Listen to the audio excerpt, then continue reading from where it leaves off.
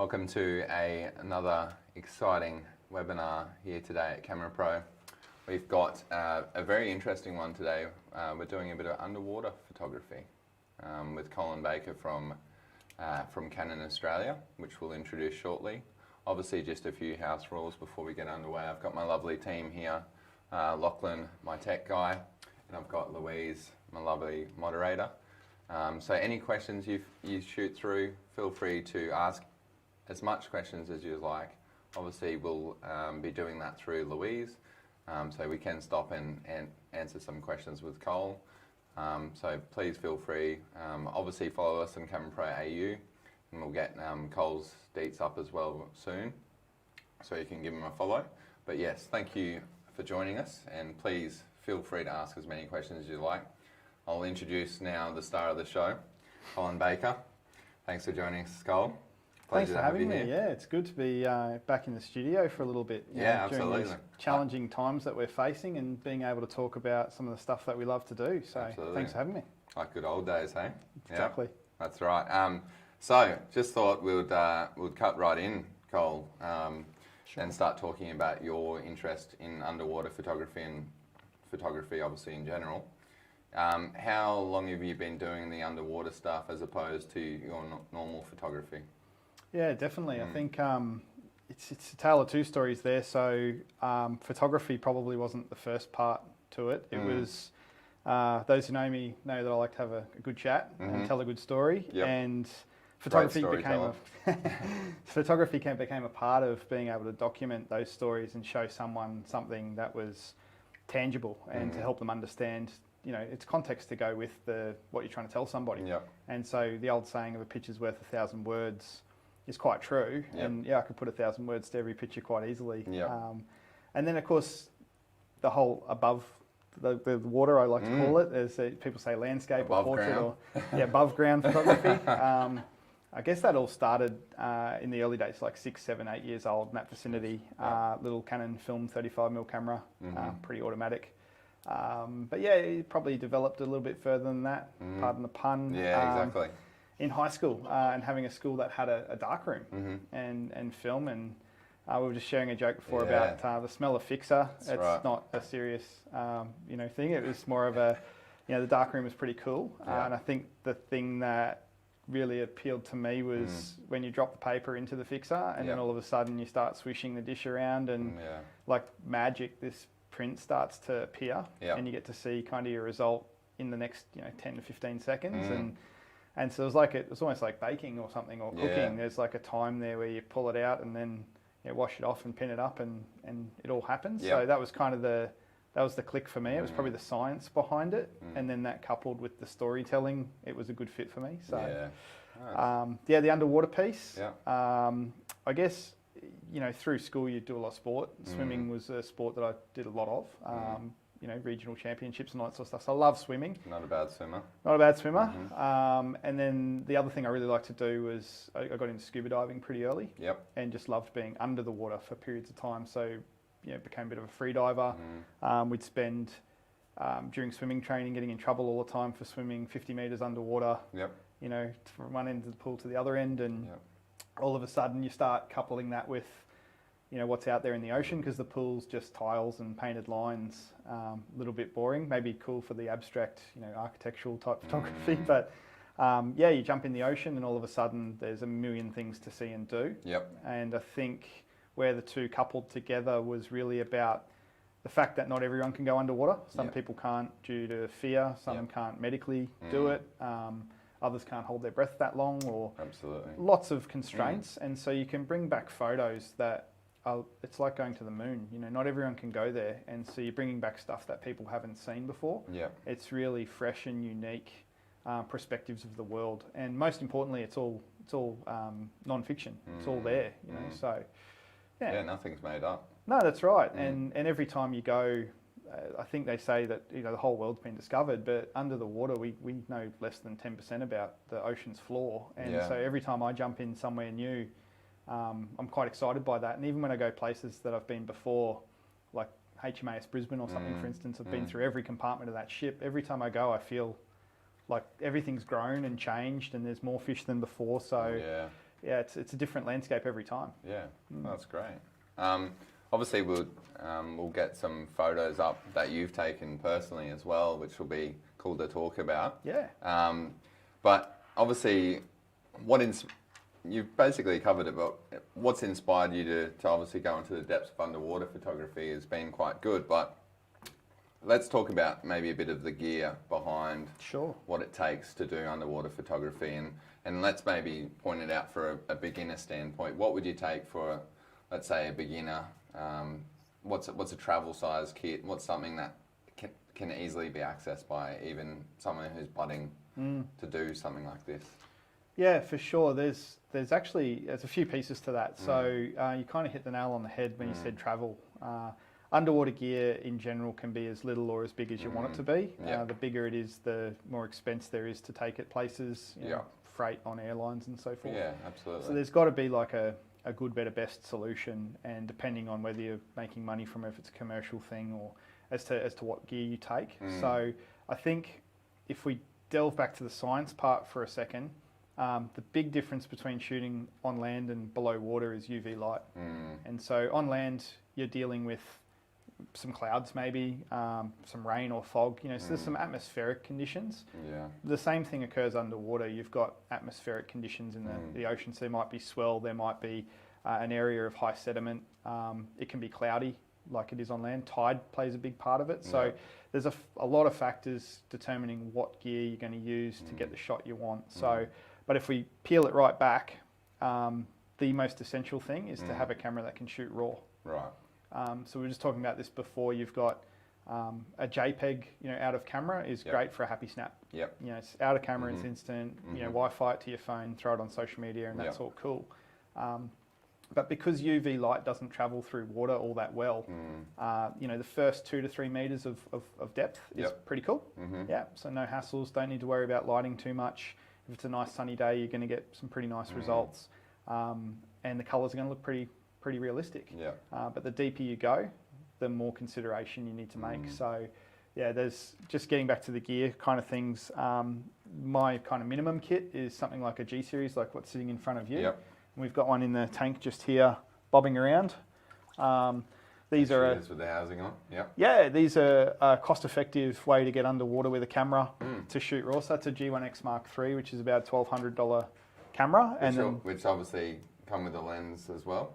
It's a fixed lens in there, and then the housing itself's about $400, and the housing's good for 40 metres. So in terms of snorkeling and recreational dive limits, they cut off at 40 metres anyway. So that housing pretty much covers every recreational dive depth you could possibly get to. Yeah, absolutely. And it does support the internal flash, which is very important when you start passing sort of about 18 metres. 18 metres and lower gets pretty dark pretty quick. We'll talk a bit more about flash in a second as well, but that seems to be a pretty awesome travel size kit that you could take away. Yeah, there's the other alternative. The G7 series is very popular too. So I've got a G7 X Mark II and more recently a Mark III. And with the dive housing, you can pair the two together for under $1,200. And I've literally got that in the car now downstairs. So if I wasn't intentionally going out to take photos underwater and I found myself going for a swim, I'd probably take the G series with me. Quick, you know, outing on the boat or the jet ski over to Moreton Island, definitely throw the G series in because there's always going to be a bit of fun to be had. And then from there, if you want to take your photos to the next level, you kind of, it's the same as on land. You move to a camera that has a larger sensor essentially. So the G series is still a full manual camera, and you can access all of the dials through the housing underwater, even with gloves on. But so you've got the Aquatech housing next to you, obviously there. Yeah, so essentially, like I said, on land, you'd move to something like a full frame camera, like a 6D or a 5D, for instance. And so when you get to a DSLR, like a 5D4, which is the majority of the photos that you've got here today are shot on a 5D4. And I really only use 3 lenses underwater. So I've got the 8 to 15mm fisheye, which is actually that photo there's 8 to 15mm fisheye at 15mm. So 8 to 15 would be something you would do for most of your shooting, would you say? Actually, 16 to 35 would be the predominant. Okay. I do use the 8 to 15 when conditions are poor. There's a lot of sediment in the water, so you can get really close to things and shoot wide. Yeah. That photo there's actually 8 to 15 as well. The way I can tell is by the length of my arm. I don't have abnormally long arms. That's just a 15mm shot. So this shot would be categorised as like your over-under shot for those at home that haven't dabbled in a bit too much of the underwater photography, a bit of scene photos like these. Yeah, in we call them a split shot, so half in, half out. Yep. They're achieved with a dome, just like the dome we've got here. So a dome, like a dome port is what's required to achieve that?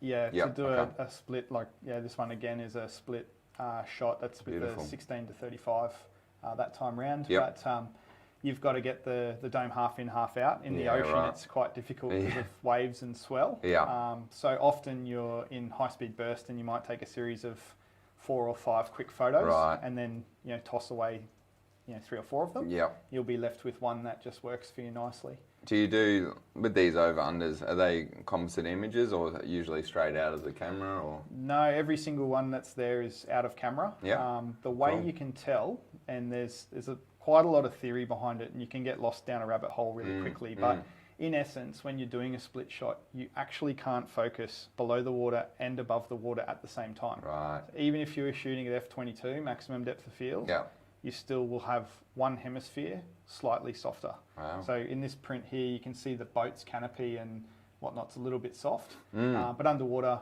reasonably sharp. Well, as sharp as underwater can be. And the other thing I've heard as well, obviously, the light diffracts differently. So things that are underwater will actually appear closer, or is that magnified. Is that behind it? Yeah. Okay. Yeah. So the ladder is probably a good example there. The ladder looks pretty big. It's actually quite small. Yeah. And the ladder looks closer than the boat itself, but they're on the same plane. That's right. Yeah. Yeah. Cool. Yeah. So like I said, you can get lost down a rabbit hole really quick with that stuff. But where you do see split shots and both are absolutely perfectly crisp, there is technically a way to do that out of camera. Yeah. Very difficult and expensive process because you need a dome the size of like a person. Really? And there are companies that make them. They're very expensive, very difficult to transport. You can imagine like a 90-inch dome, like a huge, meter plus dome. Yeah. And you can fake it to kind of make that work. And you obviously like with anything glass, you try not to scratch it. You try not to put it anywhere where it shouldn't be. Yeah, I can imagine the struggles of that. The other option, of course, is to take 2 photos and comp it at the waterline, which is pretty common in tourism, like split shots where they've got perfectly crisp under and over. And sometimes the downside to that is the authenticity. Need a fairly flat horizon with the water. It can't be jumping up a bit too much because the water won't be the same, right? Bit of Photoshop magic, you can get away with it, but more importantly, it's not real. So if you're trying to advertise a resort or something, you can't put in an enemy with a clownfish 3 meters from the jetty kind of thing. If it's not there, it's not there. So everything you see here is authentic. Yeah, cool. So we'll flick through some more. Obviously, you've got a nice stingray there. Yeah, it's a cowtail ray, Heron Island, that one there. So again, that one's 8 to 15. So I am about 10 to 15 centimeters from his front lip. Wow. In this shot. So again, with the 8 to 15, you can make, this is with no strobes, natural light, 5D4. It's only about a metre deep there next to the jetty where these guys hang out. So there's no colour, changes or manipulation there. Yep. But yes, I was saying before, the reason why RAW is so important is because the deeper you go, the more reliant you are on external lighting having to develop the white balance in the photo to get the colours accurate. But this is an example of what you can pull pretty much straight out of camera. I could imagine the distance between your highlights and your shadows compared to above ground could be wildly much different, few and far between. So basically, obviously got heavy shadows that you might have to pull up, but then also worry about your highlights as well. Is that about right, or is it pretty flat? Yeah, it's interesting. So if it's a cloudy, mute day above the water, then the lighting under the water can be quite soft. I'd like to call it romantic, but the problem with overcast days is the sediment seems to amplify, so you end up with a cloudier condition underwater as well. Yeah. As where when you've got direct light, there's always shafts of light coming through, like they call them guide rays. Yeah, right. There's some photos coming out with guide rays in them, but kind of where the light diffracts through the water and sends shafts of light down. So we were talking time earlier, like the best times to go, and you were saying same sort of thing applies to the golden hour type rule, like your morning light and your afternoon light's always going to be your best shot? Yeah, absolutely. So again, a couple of environmental factors. Night diving, for instance, you'll see different species active than during the daytime. So depending on what you're going to shoot, you're going to see different things. But in terms of the turtle photos, for instance, if you go at sunrise and sunset, you're going to get that highly angular light through the water. You'll get deep blues out of the ocean or deep greens, depending on where you are. Yeah. And get those beautiful diffracting light sources through the water at those times. Yeah. The only thing to be cautious of, it's always two things. Safety first. Yeah. Always go with a buddy. Yep. I'm the same with when you're shooting on land, and always go with a friend anyway, because you never know what can happen. But in the water, you definitely have to think safety first. Yep. And at those times, morning and night, that's kind of when feeding occurs. Right. So have a little bit of common sense thought around what you're doing when you're going to do that. But yeah, the best times of the day, definitely those times. If you were diving beyond 18 metres though, any time of the day doesn't matter because you're going to be using external light sources to get the shots. And that's where your flash obviously is going to play a big part. Yeah, the more useful it's like the deeper you go, the more useful it becomes. When you get to about 18 metres, it's kind of essential. Yeah. Yeah. When you're obviously just doing a bit of, so you're not going too far down, you're just doing your typical underwater photography, you're not doing scuba diving. Is a flash essential, do you think, or is it something you can live without? Yeah, I think so talking free diving, aka snorkeling, I can free dive to about 15 metres is my maximum comfort level. Yep. But to be honest with you, the majority of the good stuff is in the first 3 to 5 metres. Yeah. So any reef that you go to in that range, you've got good light pretty much any time of the day. And you're going to get really good results without a flash. Beyond 5 metres, again, not essential. If you've got something like a 5D4 or any full frame, you might be at full power. It just depends on the output you're looking for. Yeah, cool. I think we might have a question, Louise. Sure. Yeah, so Peter says he's an avid 6D user. Yep. But for snorkeling or free diving in Cabbage Tree Bay, he thinks maybe something smaller might be better. Hang on, guys. We just lost the stream. Yeah. Give me a minute. 6D user, but for snorkeling, free dive. Here in Cabbage Tree Bay, the bulk of larger bodies probably isn't the best for free dive. You've likely already answered my question, G-series, question mark. Yeah. Absolutely, we'll cover that. Is that housing included with as an optional accessory you can get? Yeah, certainly. So the G-series you buy as a camera outright, and then the housing is specific to that model. So, for example, the G1X there, the model housing's the 56. Yeah. And so when you order the camera, just come and see the guys at CameraPro and ensure you get the right housing go with the model. So, awesome, because we were just talking about one of the questions that we've just got, and that was, what was the name? Peter. Thanks for your question, Peter. Yeah, we were just talking about that actually just then with Colin.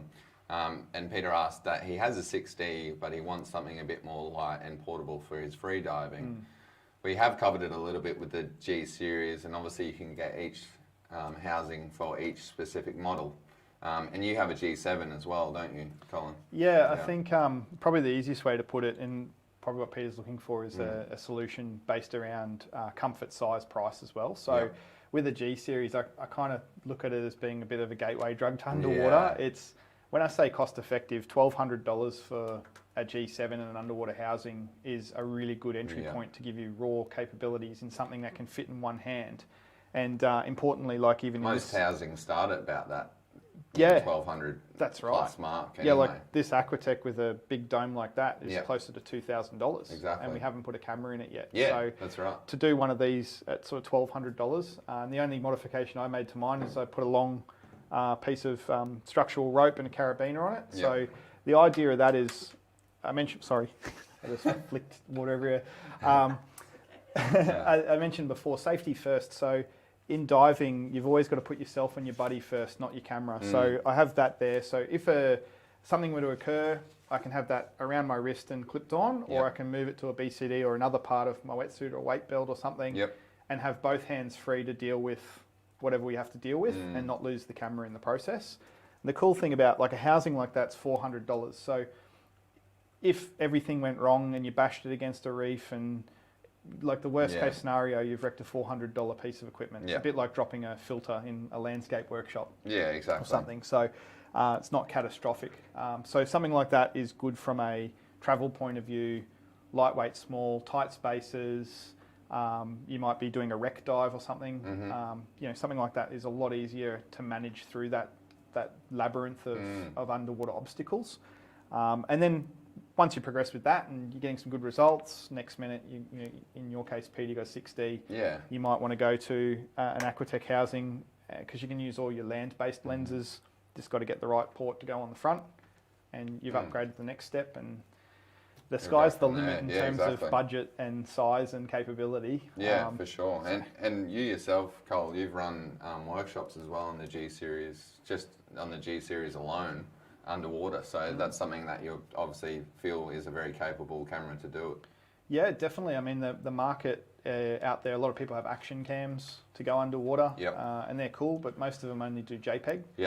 So the size and resolution available is pretty limited. And as I mentioned before, UV light doesn't travel great underwater. So past 3 meters, they kind of become less useful to being able to produce a picture that's realistic in terms of colors. And, talking about the UV light and the light underwater, is there anything you'd have to do differently to above ground, like with either your white balance, or do you need to put filters on the lens? Have you got anything there that might be a useful tip? Yeah, good question. There's a bit of science behind it, but essentially between by the time you reach 18 meters, you've lost all usable UV light. So color, if you took a photo, even a raw photo at say 20 meters depth, and then came back to Lightroom or Photoshop later to play with it, you're just not going to get anywhere close to the real colour. So what I do, I personally shoot raw in neutral, so I apply no picture style to the image. So when it first comes out of camera and downloads to my MacBook, it's a really flat, bland image. And then from there I build the colour back into it by using the dropper. But we were talking before, when you get to about, let's say 18 meters on a perfect day, lots of light, middle of the day, and I dropped the color dropper on to find my white balance, Lightroom will honestly go straight to 50,000 kelvins. It's maxing out at that kind of depth to get color back. So the cool thing about diving is everyone's wearing a really big steel grey tank on their back. And for those who know a bit about colour science, we're looking for 18% grey to get our colour balance. Our white balance, sorry. So often when I get to a depth and you're diving with a buddy, because that's the safe way to do it, I'll turn to my buddy and take a photo, and they always think I'm taking a photo of them, and they'll give you like a peace symbol or an okay, or you know, they think this is their new display. Like, turn around, I want display picture. I just want a photo of your tank, so I can pick off the colour later. Cool. So that's a good tip, actually. Really good tip for any divers out there. And that, like these are big eye trevally in that shot, fisheye. I'm getting right into it. Those guys are pretty close to 18% grey too. So you can drop your picker in there and away you go.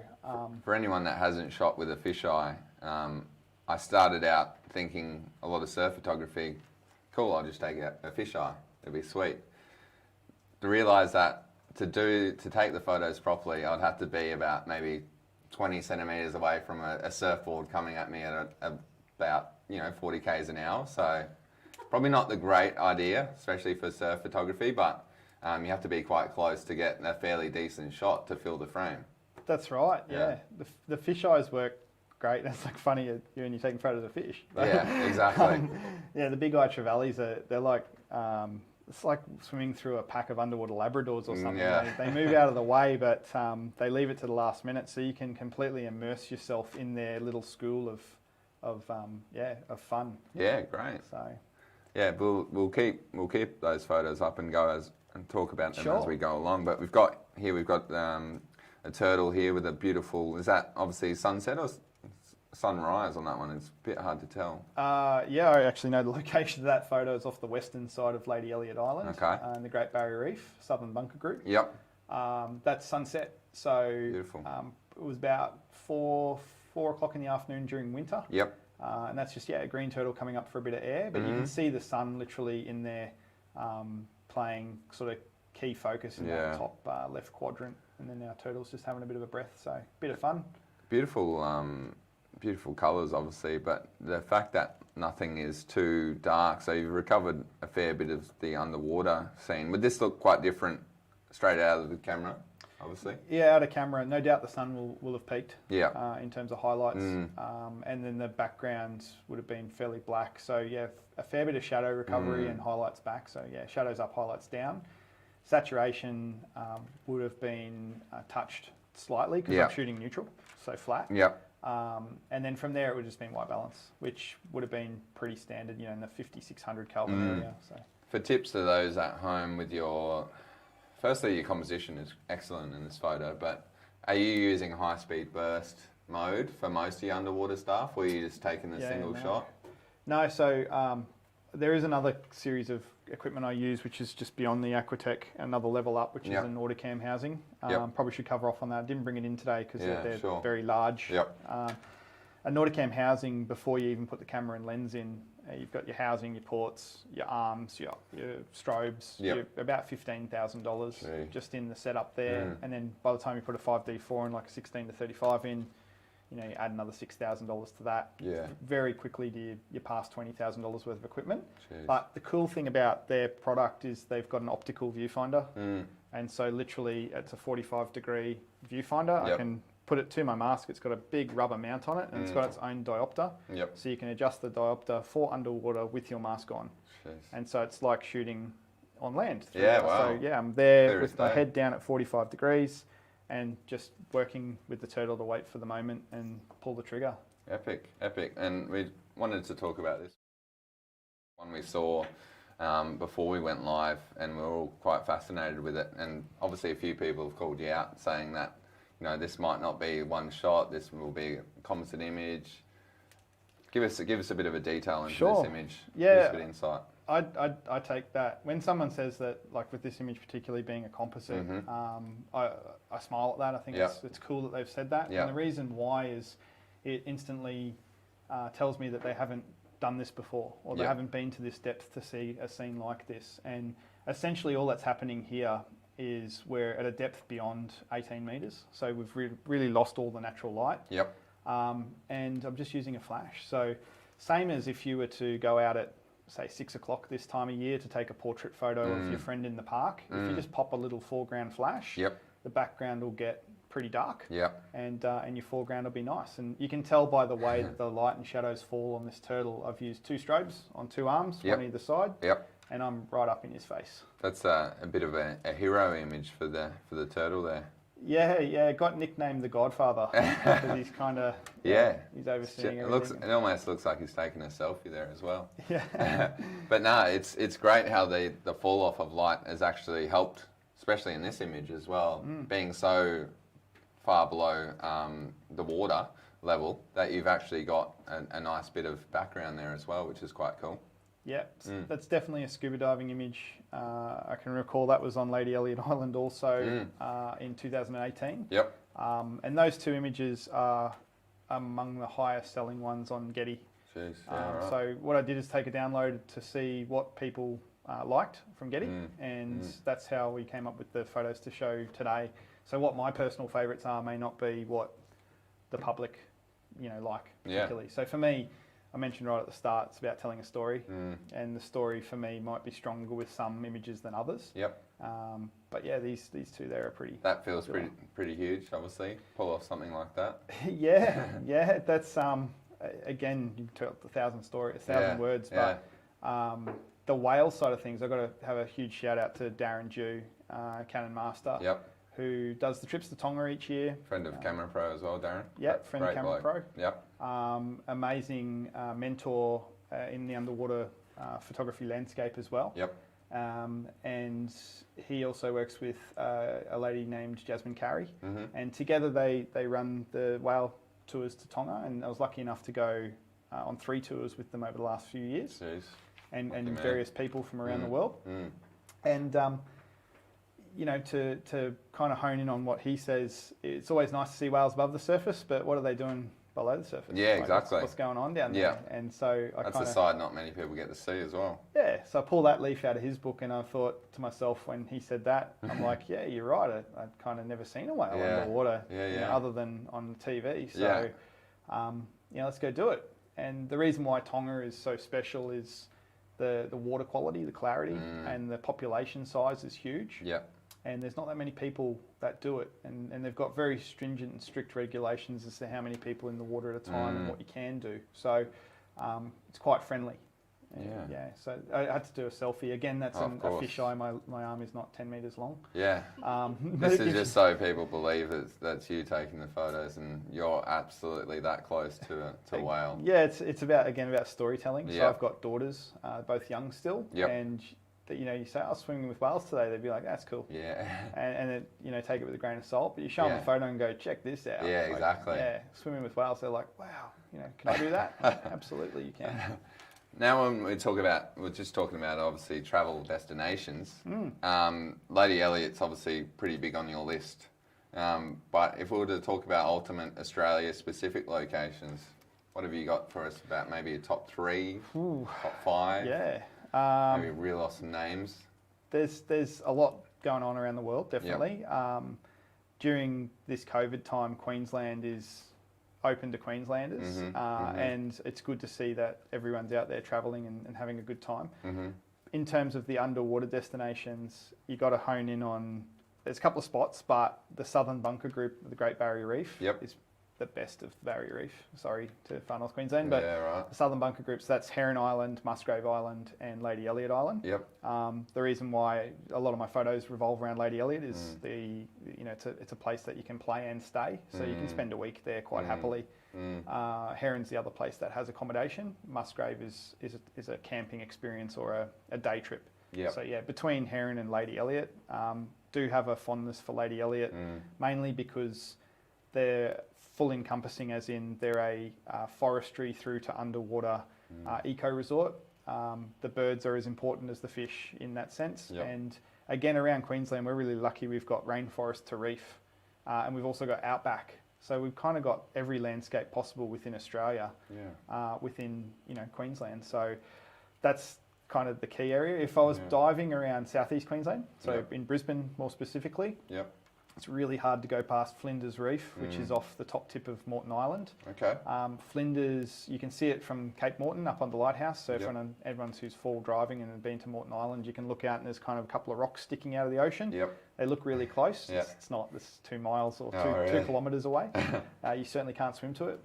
But Flinders has some almost, I'd say 50% of what you'll see on the Great Barrier Reef, you'll see at Flinders. And to be that close to Brisbane, it's pretty special. So it's only a quick trip up to the Sunshine Coast to jump on a boat, and it's about 45 minutes out on boat, and you're in paradise. Epic. Well, we were joking just before about you recently just jumping in off Redcliffe as well, so that was quite unique, and not many people realise how close some things are. So that's very cool, and obviously COVID's played a massive part in 2020 experiences and what people can do. But you're saying places like Lady Elliot never been busier, never been more popular than they are right now because people can't really travel outside of those areas. So the avid divers out there want to go diving, and the best diving, in the Southern Hemisphere. You think there's a lot of resorts through the Philippines and through the South Pacific, which really do promote diving as their draw card.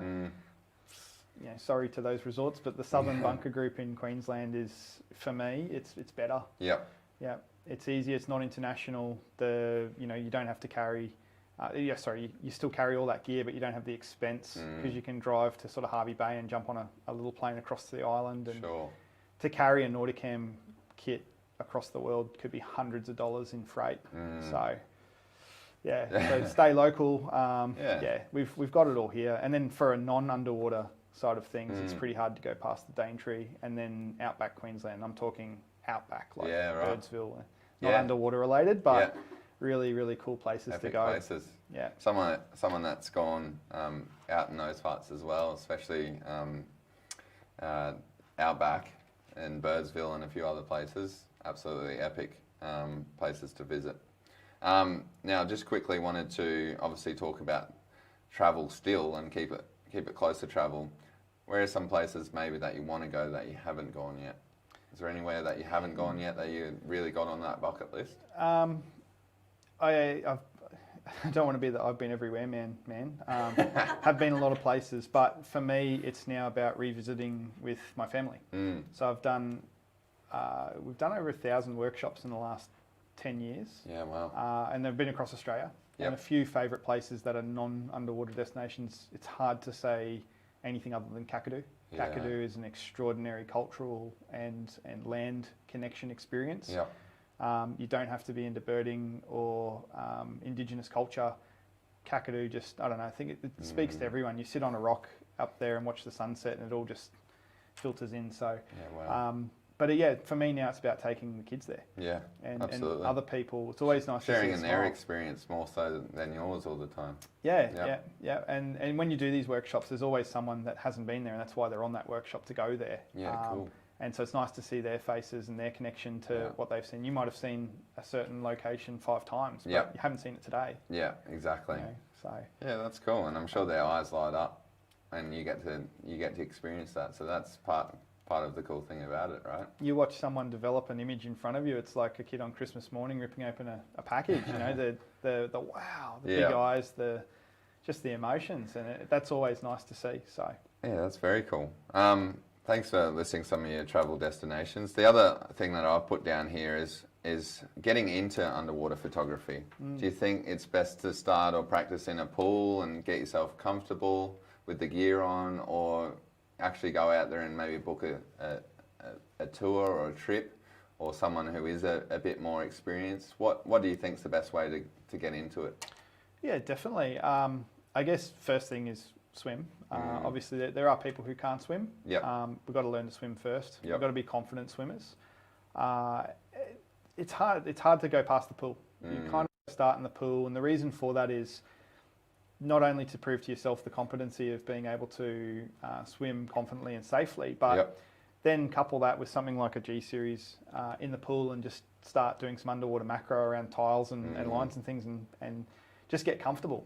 And then once you're comfortable, then I would look to an experienced operator, like a dive/snorkeling tour operator, to go for a weekend to somewhere like Flinders. You know, go out for a Saturday trip and have some fun, and then just look at how much enjoyment you get from that. And if you want to take it to the next step, then look into the workshop space. If you would like to go another step further, then look at free diving or scuba diving courses. It doesn't take long to become accredited as a scuba diver. You know, if you're capable of doing it. As I said before, some people can't, you know, medically dive, or there's fear factors involved, and that's okay too. So I'd just take it at a comfortable pace, ask a million questions, and you'll get there. Yeah, absolutely. Yeah. For me, like I'm licensed to 40 metres rec depth, so what we call a deep diver. Some people say, well, why don't you go do your dive masters or something like that? I don't have the necessity to do that. No. For me, everything I want to do is really in the first 30 metres. Generally, it's actually in the first 5 metres. So I do 10 times more snorkeling than I do diving. Right. Just because it's easy. I wanted to touch on snorkeling versus scuba diving, and obviously a lot of people maybe at home have done a bit more snorkeling, but what would you say to someone who was interested to do scuba diving but haven't got into that yet, and especially the different levels of photography, but also, you know, why would someone want to do scuba diving? Why would someone take that next plunge? What do you think you would say to the people at home in terms of the sea life and the different experience to scuba versus snorkeling? Yeah, for sure.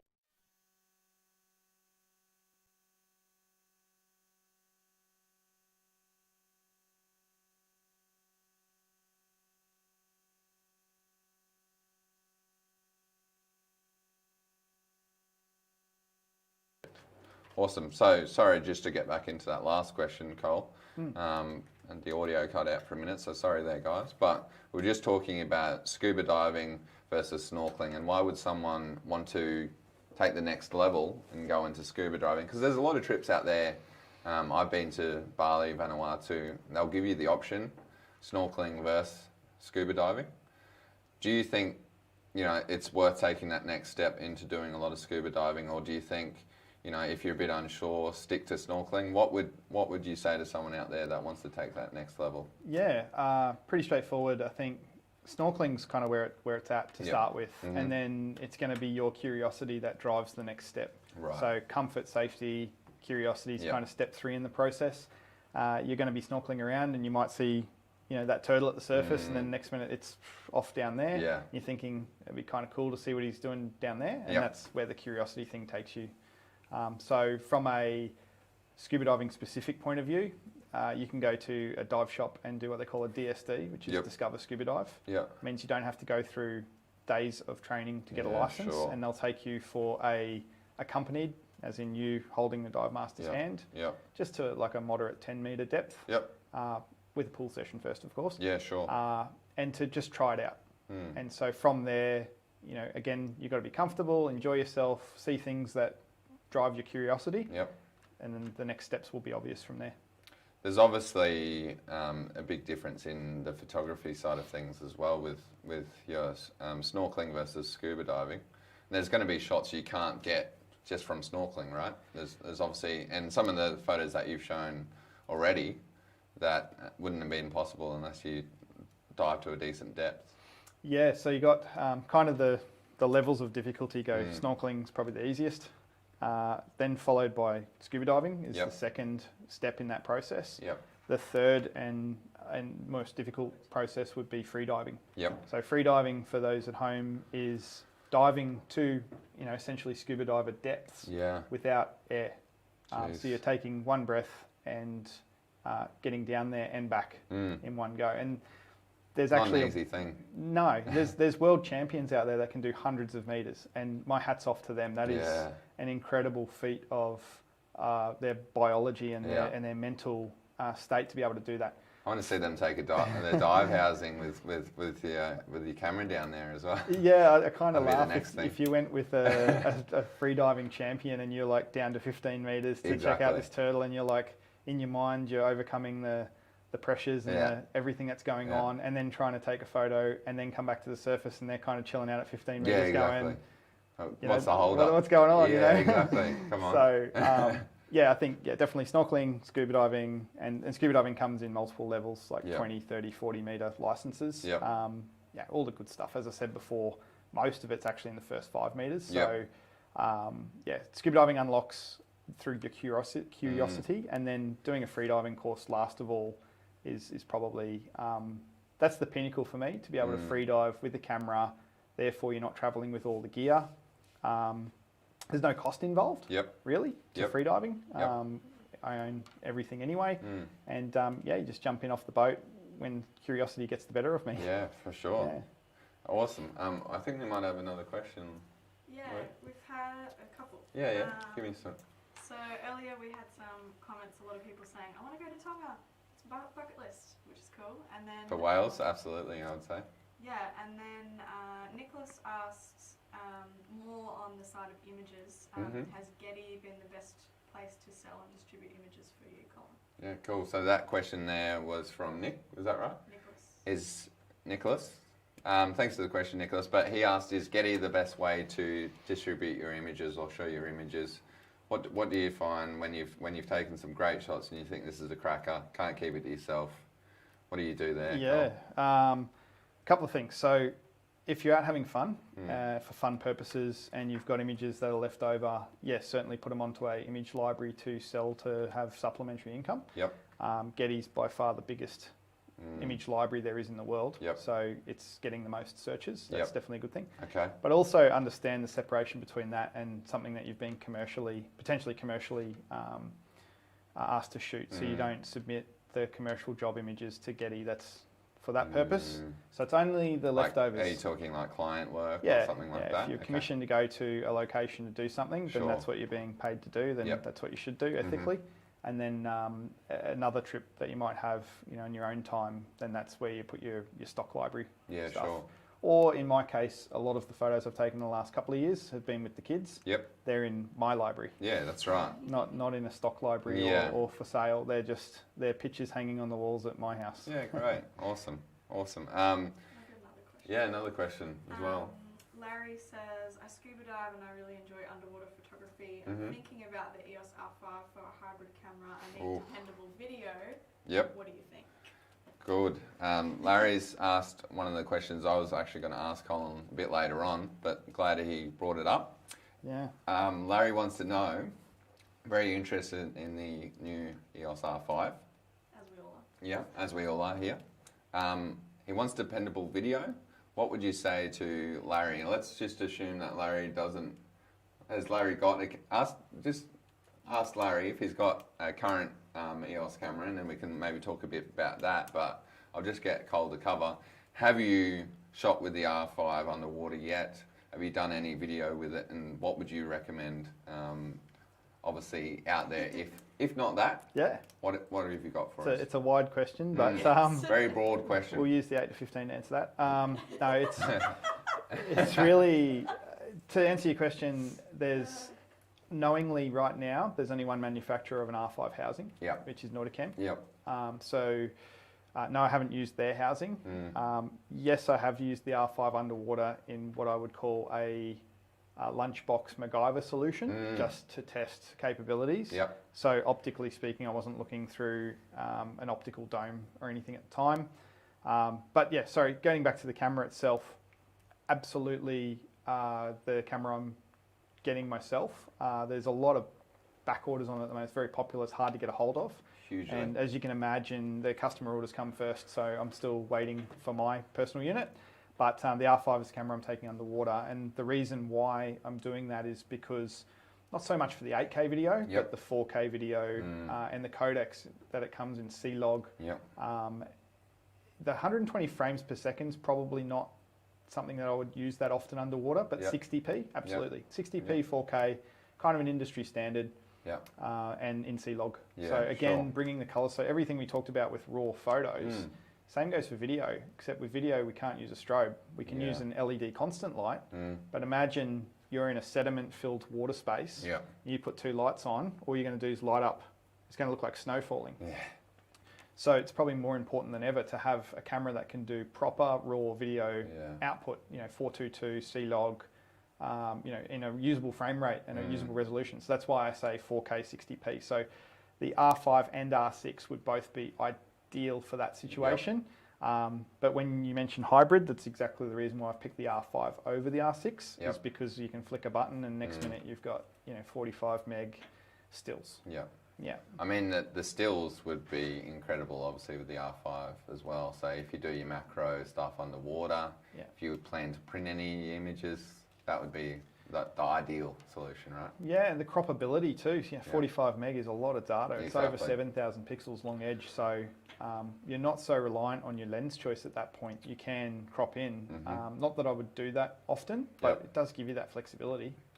And for anyone at home that has got any of these lenses, for example, or a stack of EF lenses, I can tell you the adapter works super smooth with any of those lenses as well. So it's not out of the realms that you could use an EOS R with an EF lens, for example, or even the R5 with the EF lenses would be still great. Absolutely, the EOS, the original R, I used underwater quite extensively 2 years ago. And that was all with pretty much EF glass, mainly because the RF glass wasn't widely available. And again, the 16 to 35 2.8 Mark III is epic underwater.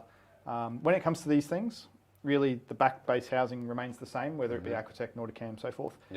The front port is either a dome or a flat, depending on the lens. So if you're using a 100mm macro, you'd use a flat. A dome is for a wide angle shot. And then the extensions, which is the piece that goes between the two, is the variable. And the extensions are cheap. They're between $100 and $300 depending on the length. So same housing, same front, you could have 2 to 3 extensions to match the 2 to 3 lenses that you've got. And so then you've got a kit that uses all your land-based lenses. So you get to the water that day and you kind of lick your finger, put it in the air and figure out, what's the conditions like? Am I going to go shoot, macro close-up nudie branks or something? Or am I going to go swim with whales? Need to be a bit wider. Macro on whales probably a bit overkill.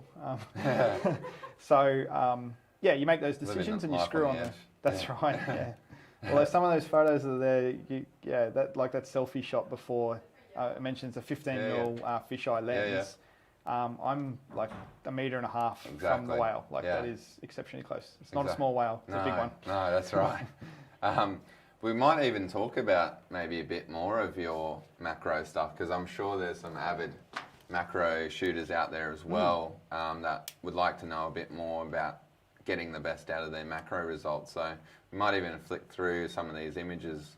It doesn't do them justice because they're obviously great images, but have we got any macro ones in this stack of photos that we might be worth talking about as good examples? Yeah, there should be a few in there. It's quite a few photos, but it's a big collection. The macro stuff I haven't done as much of as wide angle. The reason for it is kind of macro. You need the most gear to start with, so you definitely need strobes. You need to be stable. Often when you're diving with a group of people, and I'm also cautious of their experience. So a lot of them may not be photographers. They might want to travel, 100 meters underwater in their 1 hour dive. As a macro photographer underwater, you want 1 square meter for an hour. Yeah, exactly.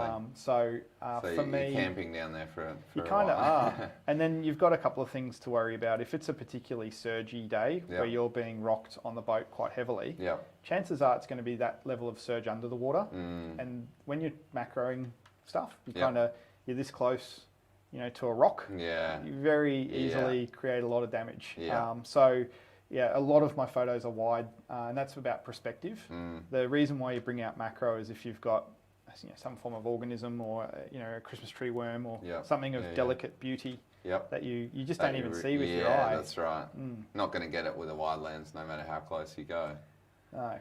Hey. That's actually an award winner, that print there. Oh, yeah? Not many people see the underside of an anemone. Yeah, so wow. Everyone knows them from Finding Nemo, where the clownfish live. But the anemone opens and closes like a flower at different times of the day, and the underside is genuinely beautifully purple. Wow. In some cases, some depends on the type of anemone.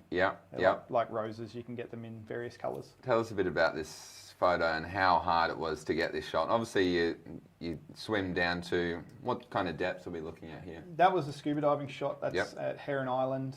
The location of that particular anemone was kept a little bit secret. And the reason for that is because there are people who take things from the reef, and that would be prized in somebody's private collection. So we don't want them to take it. So we were very unspecific about where around Heron Island that was. But long story short, that's right in the afternoon. It's closing up for the day. The whole anemone's starting to close. And you can see the 3 clownfish are kind of hanging out to see what I'm up to. It was just a nice composition, and the colours are what got me. Is this something you'd have to go back up to the surface, plan the shoot around, or is this something that happened in the middle of a shoot that you're already doing? Stumbled across it as people were doing their 5-metre safety stop. There you go. The dive master saw me right by the anemone that they knew was there, but didn't point it out to everybody. And it was just a 16 to 35mm lens, extended to 35mm, stay off it a little bit, so we're not disturbing the fish. And spent maybe 60 seconds getting the strobes in the right position, so they're on arms and you can move them around, and bang a shot out. Great shot. Cool. Awesome. Really clean. Epic. That's the cool thing about shooting wide and macro underwater is you're close to everything. So. Well, the one thing I was going to ask before that I haven't covered just yet is obviously your settings. So, do you have a go-to setting for your snorkeling-based stuff? Obviously, reliant on the light itself as well, above surface. But do you have a requirement that you sort of tick off in terms of your settings to help you achieve your shots? Yeah, there's a couple of things. So, if we were using an Aquatech housing like this one here, the ability to adjust settings once you're in the water is limited. This particular housing is a base housing, which means there are no changes. Yeah, literally nothing you can do. So in this case here, I set my camera up to manual. I run in the lagoon at Lady Elliot, like some of those photos you saw before, myself and my daughter with the turtles. I just run 1/500th of a second at f11. and let auto ISO take care of the rest. Yep. So in a camera like a 5D Mark IV, the range is so wide, and you can shoot ISO 6400 and still recover.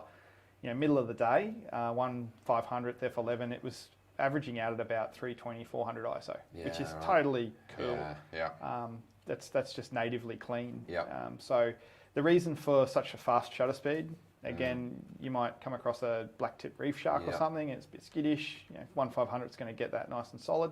And the f11 piece is from nose to tail, you know, everything's nice and in focus. So if you're doing those turtle selfies like you saw pop up there before, everything's nice and sharp. And again, with the fisheye, I hate to use the pun, it's like shooting fish in a barrel. Like you gain focus of anything that's more than 30 centimeters in front of the lens, and from there to infinity, sharp. So that Canon fisheye is just such a killer lens underwater, so good. 8 to 15. We'll put the link in the chat for that lens as well for anyone that's interested. And then something like let's say your G7s, your G1s. What sort of settings are you using there? Yeah, sorry, I forgot to cover off why I went Nauticam. Nauticam gives you the ability to change absolutely everything like you're on the surface. And all the control surfaces are within your fingertips. And all of them are amplified. So big turning knobs, big dials to push. Cool. So you can change anything. So I run full manual in that case and change as I go. When I come to the G series, again, with those housings, all the control surfaces are there. So if I'm just out there having fun with the family, again, 1/500th f11, auto ISO, good go-to, run around and shoot. But so you've got your dials on the back there as well, and the screen that you can see too. So that's pretty handy, I assume. Absolutely. And the other thing that's handy about the modern Wi-Fi cameras, seeing the Nauticam housing or this housing, when you come out of the water for that surface interval, you can literally just hit the Wi-Fi button on the camera, pick up your phone, transfer the photos across, and during your surface interval, you could be using Lightroom Mobile and posting to Instagram on the boat. Great. It's pretty cool. Awesome. I've got some more questions, Louise. How many questions have we got? Just follow up from Larry that was interested in the R5. So he wrote back and said he's currently using the Lumix GH5. And his main concern with the R5 switching to it would be overheating. Right. While using it underwater. So, yeah, certainly. Yeah, absolutely. So we got a question from Larry about switching from the GH5. He's obviously quite an avid video shooter, and he wanted to know about using the R5. Obviously, he's heard a little bit about the overheating. He might be a little bit worried about that. However, we've got the man to speak to about most of that anyway. But depends obviously what kind of video you are shooting, whether you're shooting 4K, 8K. But typically you would say that you shoot a certain style of video frame rate underwater anyway. And have you experienced any issues when you obviously briefly use the R5? What would you say to that, Cole? Sure. Couple of things. So I'll point out some obvious stuff. People might be thinking if you're shooting underwater, it's going to be cool. The first thing to understand is inside these housings there is a layer of air. So even if you were to take this camera and housing into the Arctic waters, the air inside would insulate the camera, so it would still remain relatively warm inside the housing. So water will not solve those issues. When it comes to the heating side of things, a lot of this came online before the release of the product, because in the manual it states some limitations in terms of time, and those limitations are there to say what the camera can and can't do. So the 20-minute thing for 8K is relevant to, that's how much it can do before potentially you would get a warning. In saying that, the reality is if you had a 512 gig card and you ran full 8K, that's 24 minutes worth. And you're out. So that's a half a terabyte of data. The chances of someone filming something for beyond 20 minutes in 8K, the logistics of the data handling of that kind of makes it not relevant. So industry standards 4K 60p, which is the R6 and R5's capabilities. And both of those time codecs will go out to 29 minutes 59 seconds as per all interchangeable lens models in that sense. So you're not going to hit that limitation of the camera at all. I think what you'll find is even in 120 4K, you're actually using the same data rate as 8K 30p.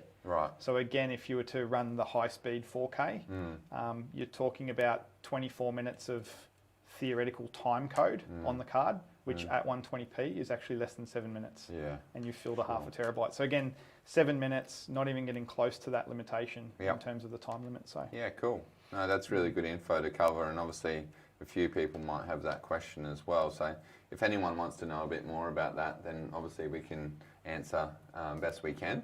Yeah. So that's a really good one there from Larry. Is there any other questions at the moment?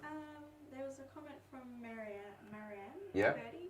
I think Colin, you might know. Yes. She just said, "Thank you very much for the memories, and I want to do it all again." There you go. So there's a happy person there that is obviously going on one of your workshops. Yeah, many. Hi, Marianne. So many adventures with Marianne. I think we first met at Lady Elliot Island, funny enough. Been there a lot of times. But known Marianne for many years and had lots of fun together. A lot of diving and a lot of snorkeling over the years. So lots of underwater adventures. Yeah, awesome. Well, thanks for that, Marianne. But perfect. So obviously we're looking at time as well. So I'm trying to keep an eye on that. There's just so much to cover with underwater photography. Keep going. And Cole is a machine who will answer all those questions and more. But maybe if we had some quick tips for those that might be a little bit hesitant about the whole thing.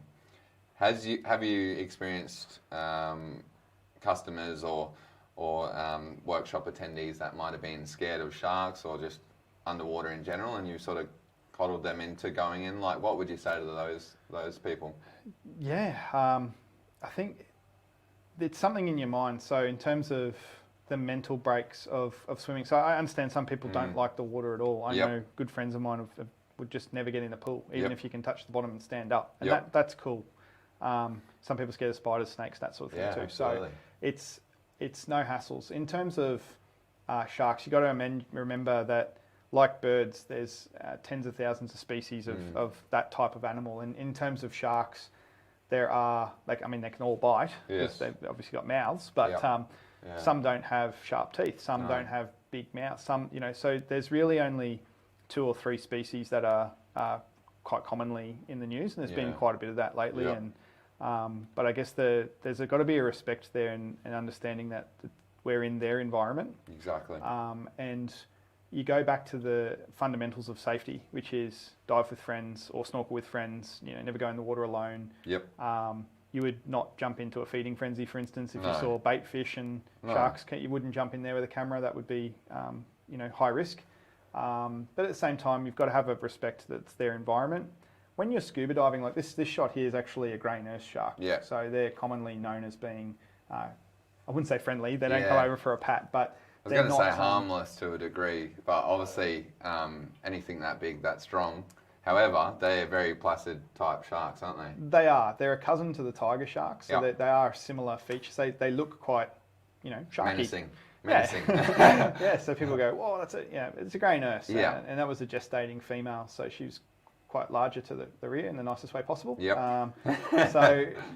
She's from the front end. She looks pretty crazy, but all she's doing is hanging out in the cool water right down low in the channels. And gestating till the time when she can have her young. So, but I thought it was a cool photo because the little feeder fish and whatnot were hanging out in the background with their big buddy. Yeah. Like the schoolyard bully. Yeah, exactly. Try me now. Yeah. So cool. It's mind over matter definitely, but have a common respect for them. And if you see them, I prefer to see them at 30 metres than I would on the surface. Because down low you can just dig your knees in the sand, dump the air out of your BCD, and just chill out and watch them. Yeah. And it's quite a sight to see. They don't come and circle you. It's not like the movie Jaws or anything. No, okay. And just know, go with people who have got experience. That's why you got a dive master on a charter, for instance, and follow their lead and their instructions, and you'll be safe. Yeah, cool. Yeah. Well, that's a very good point, I think. I might have another question, Louise. Sure. From Jeff. He says, for hybrid underwater setups, are there lights you can use for filming and photography, e.g. constant and strobing, or do you have to decide before you get in the water? Great question from Jeff. Thanks for your question, Jeff. So Jeff asked about lighting underwater. Is there a setup that could satisfy those hybrid shooters out there that want to do a bit of stills but also want to do a bit of video, want to keep their kit maybe a bit smaller, what would you say there is for options out there? It's probably a tough one for you to No, answer. that's all right. It's a fence-sitting answer. Yeah. Yes and no. Strobes are strobes. Constant lights are constant lights. Yep. There are when we're talking about underwater lighting systems. Let me be clear that the main camera manufacturers don't make underwater strobes. Sure. So we're going to third-party companies like Inon, CNC, Yep. DNS. Yep. There's a whole lot out there, but Okay. for me, I use the Inon stuff. It's pretty close to the Canon system. Yep. It uses ETTL. Yep. It can be triggered via a optical trigger cable. Yep. And then they've got a little flash that mounts on the top of the full frame cameras inside the housing. So Yep. really cool system. And they make a series called the Z330s. Yeah. The Z330 is about $1,500 each. They're not a Okay. cheap strobe. No. So, but they're waterproof to many meters. Sure. And they've got an output of about 33 guide meters, so Yep. hence the 330 name. Yep. They have a constant LED light built into them as well, which is probably only handy for about the first 2 meters. So from the lights to where the action's happening, Yep. anything beyond 2 meters, you're a bit out. Yep. The other thing to think about too underwater, I mentioned it before, if there's sediment in the water, it's like snowing. Yeah. So if you've true. got your camera here and your 2 lights, and that's why we've got these big long arms, and we try and spread them out like this. Yeah. If we come in angular, to this point here, I can get the light spread and not light up the sediment and get a clean shot. But if I'm trying to point more than 2 meters away, the lights really need to be kind of 2 meters away from the lens as well. Sure. So the underwater lighting, that's where I take my hat off. If you pick up any National Geographic, Discovery Channel, Yep. Animal Planet, underwater documentary, the level of effort that goes into getting that lighting perfect, bit from Mother Nature's side, a bit from the cinematographer or the camera operator's side. Yeah. Hats off to them. It's hard. Yeah. Stills are a lot easier. Yeah. A lot easier than video. And with stills, you're capturing 1/500th of a second, for instance, and with video, you're watching sequences where they've got to try and have everything in control Balance. for 10 seconds at a time to get a pull like it. And balance everything. Hats off to together. them. But Yeah, yes, huge. unfortunately, not really. So in my setup, I've got 2 Inons and I've also got 2 constant lights. Yep. I actually use the constant lights a lot more for modelling lights. Yeah, so just to right. help gain focus in a wreck dive. Yep. And not really for the video side of things because No, it does okay. light up sediment a lot. Sure. So clarity will come into play a lot with that as well. Yeah, and okay. quality video lights, quality underwater video.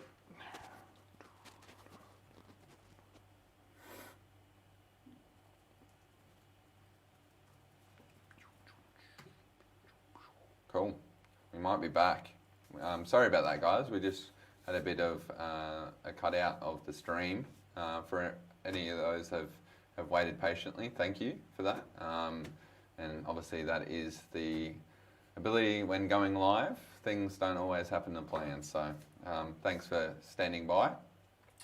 Cole's here, obviously, to take more questions. If you have any more questions to shoot through, I'm still going to cover some questions as well with Cole. And obviously hit off where we were just at that point before. But I've actually got some questions too that I'd like to ask as well from my limited knowledge of underwater photography. What do you find? Is it possible to interact with ocean life and not scare things away, obviously, as well? Because I've done a bit, and obviously the closer you get to a fish, sometimes the further away it'll want to be. I think that's one of the laws of ocean life. Are there any ways that you can almost get fish to come to you, or ocean life to come to you? Do you take bait down, anything like that? What's your tips and tricks there? Yeah, okay, so to be clear, don't feed the fish. No, I've seen it before. There's always a joke that you slip a cookie in your pocket or something, and then the cookie will crumble. Yeah. Everyone in your wetsuit pocket. Yeah. And the fish will come to you. Of course, if there's food around, they'll come. Yeah, But sure. you shouldn't feed them chocolate biscuits. No. Have seen done before.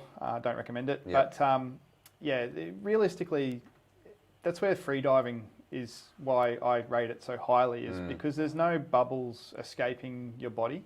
And the sound of bubbles, if you scuba dive before, the bubbles rushing past your ears, very noisy. And that's an unnatural noise to fish. Not that they've got big ears or anything, but it's those kind of fast movements, loud colours, high contrast, and the bubbles will scare them away. And so if you can limit that And in scuba diving, they do a thing called a rebreather. That's, again, a whole nother rabbit hole. Yeah, right. Never done rebreathing myself, other than to, like, I tried it for a little bit. Yeah. Yeah, it basically means that the air that you're blowing out goes back through a capture system, scrubs the carbon dioxide. It's a bit like the space shuttle and back in. But yeah, very, very technical. But yeah, free diving, you take a breath, you go down. I'd come in, depending on what it is, like the cowtail rails you saw before, come in sideways and then creep in super slow, and you're just watching for any flinching moves. They're just chilling out in the sand. Yep. And come in, get close enough, get a couple of shots, get a little bit close, get a couple of shots. If you see any movement, just back off, exit, and away you go. Yeah, cool. So yeah, there's some fish they're going to dive for the reef. Yeah, sure. And some places you go, they're kind of, I wouldn't say they're harassed, but they're in areas where they see 20 divers or 20 people a day. They're probably going to be generally more friendly, depending on what their experience is. But you notice that with whales too, like from a bigger scale. Yeah. Some, when you hit the water, or even when you're in the boat, near them, they just want to go. They want to be out of there. They don't want a part of it. Sure. Others, you're like, the boat's pulling up, you slow down, you're like, the whales are over there. Before you're even in the water, the whale's beside the boat going, hey, what's going on, guys? Let's swim. Yeah. Yeah, what are you guys up to? So different interactions, I guess, are based on their experience. And like, I'm not a sort of a, what do you say, a scientist around the brain capacity of fish. They say that it's not that big, but I think our impact on their environment will certainly change what they want to do. So if they run, let them run. If they stay, they stay. Yeah. Yeah, there's funny ones like seals. The seals down in Port Phillip Bay in Melbourne. Yeah. If you got like a big dome on the front, they actually, what I believe, is that they actually see their reflection in the dome. Yes. They come at you. Yeah, right. The seals come at, and it's like a dog coming at you at the park. You got a tennis ball or something, but they seem to come right at the lens. Yeah, wow. They won't touch you or anything, but these big seals, kind of like, probably fascinated with their own reflection. Exactly. Yeah. And I've seen the same activity before from a moray eel, an eel coming out of a coral bommy, and it just kept coming and coming, and I'm kind of finning backwards. So I'm thinking, I don't want to touch you, and you don't want to touch me, and let's, and then in the back of your mind, you're thinking of the old, Warner Brothers cartoons, and you think, is this an electric eel? Yeah, exactly. No, but you just don't want to. And so sometimes I think that they get their reflection in the front, and you'll get a totally different interaction where they want you to see you more than you want to see them, maybe. So that's very slow cool. and steady wins the race, I think. A few other things on my list as well. Appropriate clothing. And what I meant by that probably is like, obviously wetsuit is a big part of your kit. Depending on sort of the environment you're going into. Obviously sunscreen as well. Is that something to be kind of mindful of, because you are going quite close to sea life as well, and you don't want to obviously affect the reef, because obviously reef and sunscreen don't always see eye to eye, obviously. Good question. Yeah. For me, the majority of the year, 9 months of the year, it's boardies and a rashie. And the reason I wear a long sleeve rashie is to limit the use of sunscreen. Yep. But be sun smart, because again, you go back to safety. You got to take care of yourself. So yeah, long sleeve rashie, high UV resistance, board shorts, and so then you're only putting a bit of sunscreen on your legs, maybe the backs of your hands, and your face. And that's pretty much it. And again, when you're buying sunscreen, you're looking at the SPF factor and so forth, but there's also reef safe products which cost a little bit more, but they don't tend to leach. In effect, if they do. The other big tip with sunscreen, which you've probably heard from your mother as she's applied it to you over the years, but put it on, a good half an hour to 45 minutes before you enter the water. You put sunscreen on and then jump in the water, most of it comes straight off. So you need it to kind of soak in a bit.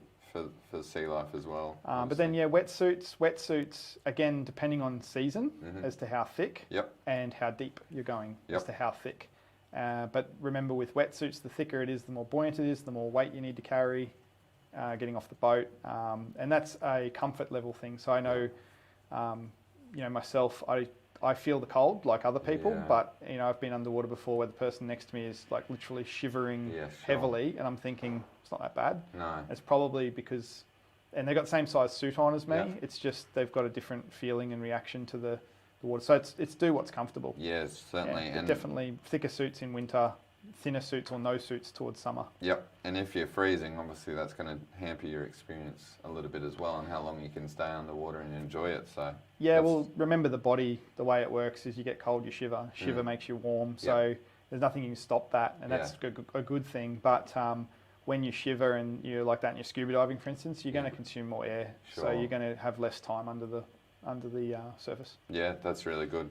And obviously, talking with you before, we were talking a bit about your views on sustainability and having the reef for future generations now that you have 2 daughters as well. Has your mindset changed now that you see it underwater, and there's, there might be occasions where you've seen floating plastic and things like that as well? Is that something you're pretty big on now? Yeah, certainly. I don't classify myself as a greenie, but I have a respect for the ocean in general. Yeah. You'll find that Australia in general is actually pretty clean. You don't see a lot of material. It generally washes up on the shore, and so whenever you're at the beach or something and you do see a bottle, always make an effort. If you can pick it up and throw it in the bin over there, then that's my my bit. Yep. But yeah, certainly you have a respect for the impact that we have on the environment to future generations, and everything we do has a reaction and an opposite reaction, and it's not just the reef, but the trees, the agriculture of the land, and there's got to be balance between all the things that we do, such as mining and agriculture. That's right. We can't stop doing that, so we've just got to find the right balance between everything. Yep. And you see that almost everywhere you go, like you were talking about, obviously Kakadu as well. You want to preserve that for future generations as well. Yep. Great Barrier Reef, these have been in obviously quite a broader view of things, but like it can be, just obviously being a bit more mindful about everyday life as well can make some good changes there. Yeah, absolutely. I think it's important not to be too left-wing or too strong about the opinions. I think balance is definitely the right approach. Yep. Yeah. Absolutely, and I think that's an important message as well. Just quickly, probably other things that I was going to say with the new R5, R6, underwater sea life eye tracking. Is that something that we could, just throwing something left of field here? Animal eye tracking, for those that don't know, is one of the big features in R5, R6 as well. What about sea life? Have we got something planned? Yeah. Maybe firmware update. Are we going to include things like stingrays, seals, whales? Wow. That wasn't on my question sheet. I don't know. The time that I've had with the R5 underwater hasn't shown, that it is capable or not capable at this stage. So I don't know if it can or can't, given the current animal tracking. Well, you sort of covered it before anyway when you're using your aperture. You just want more, like, depth of field is not something that really matters too much in dramatic sense with the fall off of that. You would actually want to extend that further if you can. So you actually want to include probably like shooting to infinity anyway. So it's probably not going to matter hugely, I think, like as a feature going forward. Yeah, the wide angle lenses, I'm never shooting at f2.8 or f4. Yeah. It's always in the 5.6 at an absolute minimum if I'm pushing light, uphill. And the other thing, obviously, when you're using like maybe an f11, you lose a lot of light, obviously, with that. And is that something you've got like a limitation on what ISO you're usually shooting at, or have you got like no? You're just happy to push the ISO?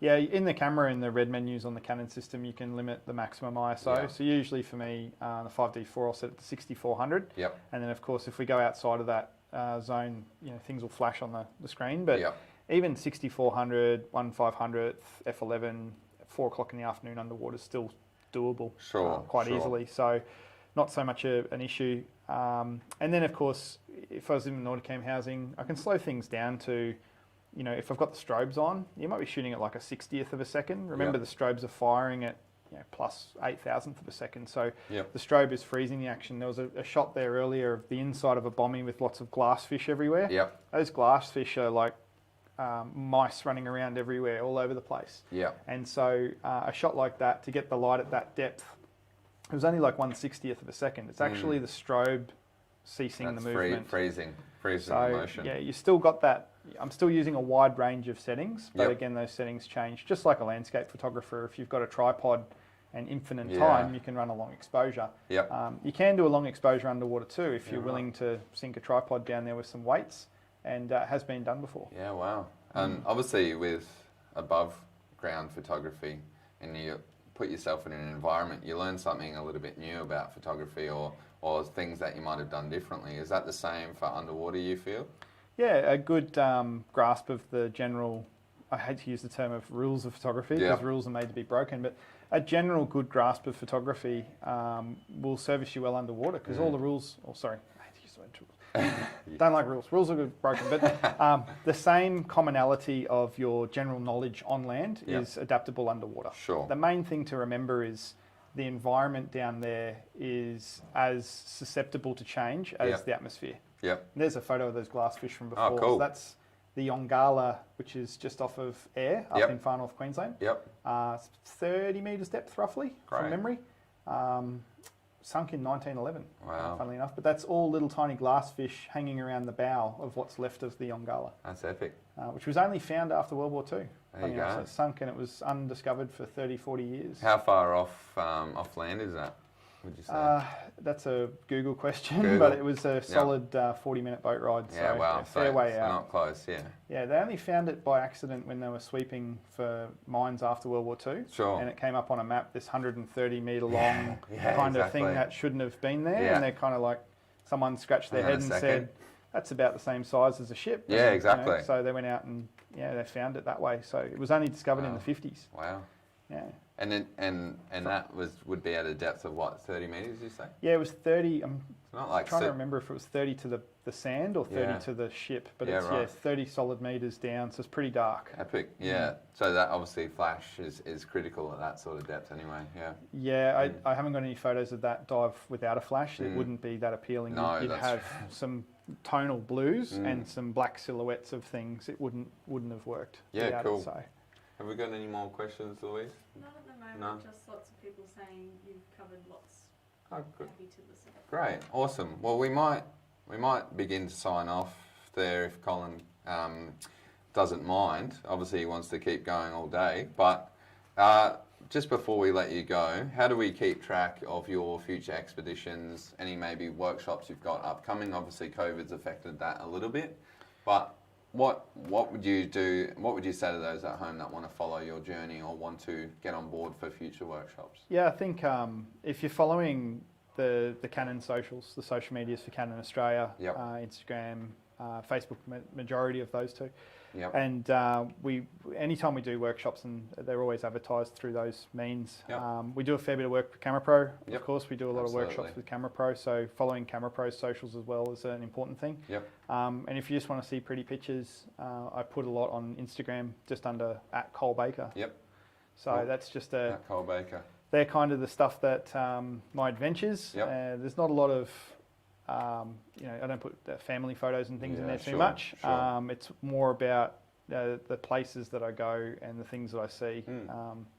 Right. So, as you said, COVID's changed it a little bit. Workshops are across the nation with most people kind of limited to an online execution or something very basic with social distancing involved. Yep. And, a lot of the tourism operators are doing it tough because they've got reduced capacities and things. So it's really important for us at this time not to rely on a workshop per se, but definitely use the advice from the in-store at CameraPro and what you hear online and go out and make your own adventure and book in at one of these resorts. And if they've got a dive shop there, book in and do a Discover Scuba Dive or a snorkel expedition. And certainly spend your money locally with the local tourism operators because some of them are doing it tough. Then and it's really good support for them in this time.